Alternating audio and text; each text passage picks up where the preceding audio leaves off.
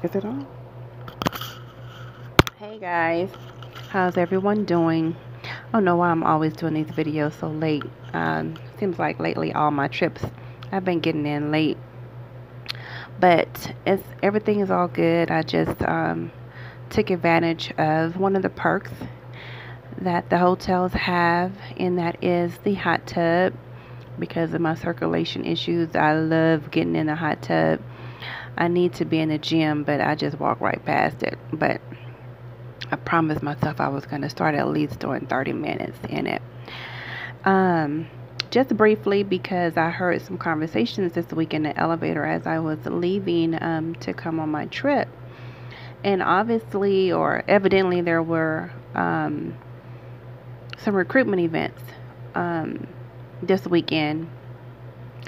And a lot of people are upset because they didn't get a CJO, or they didn't get a face to face, and certain there were a lot of people on different blogs and Facebook groups, upset about it, because they felt that there were tons of qualified people there, and that we just not going to say we, but the company just didn't acknowledge any of those people and just let them go.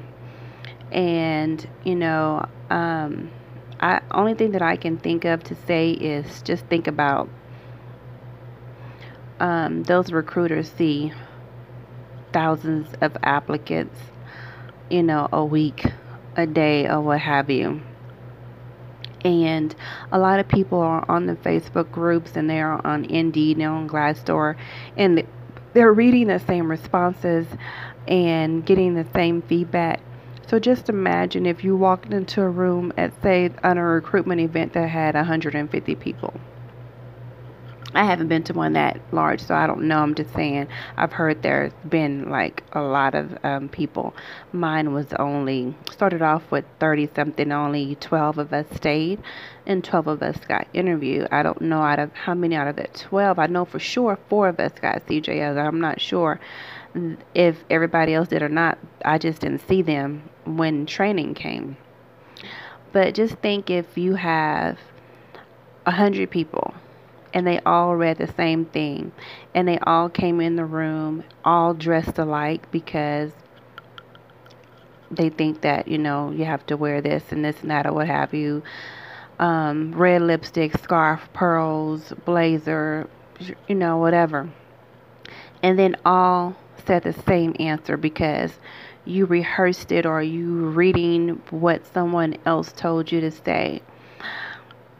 They're going to be bored with that. It's going to seem rehearsed. It's going to seem like, you're not being your authentic self, and everyone looks alike, you know.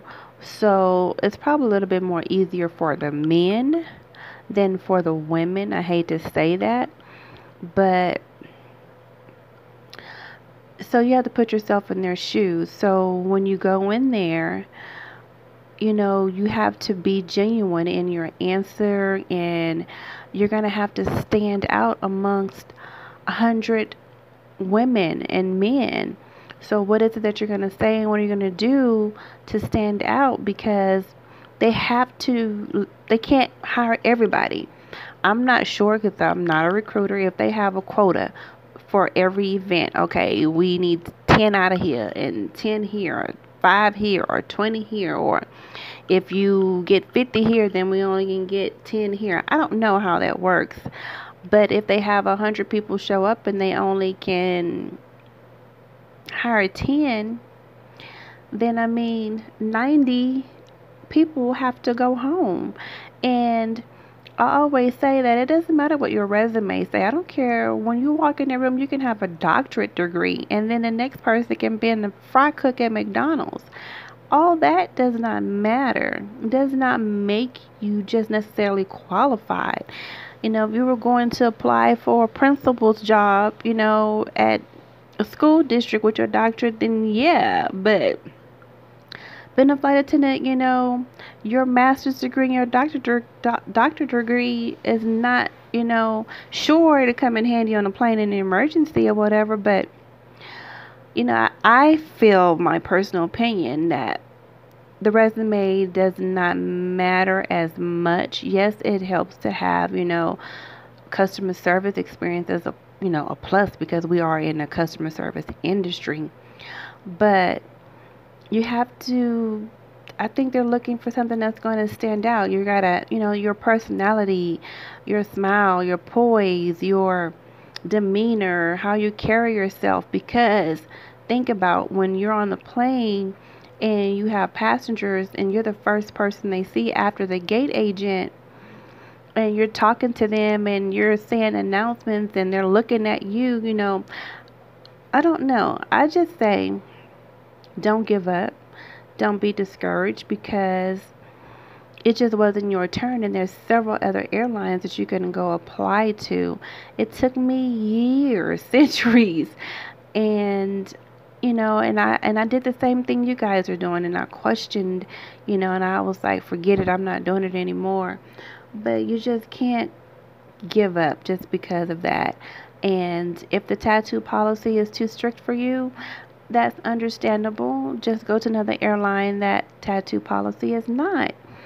And because there are, someone posted today that they had a face to face with Frontier, but Frontier's tattoo policy, you can't have a tattoo from your shoulder down to your fingers, and their tattoo was on their forearm. And I'm like, well, that's in between your shoulder and your finger.